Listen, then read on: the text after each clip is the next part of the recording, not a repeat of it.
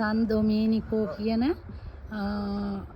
අවුරුදු 1000කට වඩා පරණ පල්ලියක් මේ ඔයගොල්ලොන්ට දකින්න ලැබෙන්නේ.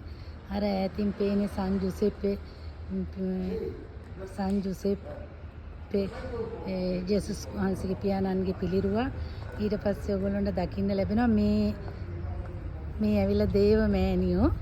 මේ මම පෙන්නන්න යන ඔයගොල්ලන්ට විශේෂම දේ තමයි මේ තියෙන්නේ. මේකේ හිටිය ෆාදර් කෙනෙක් නෑ.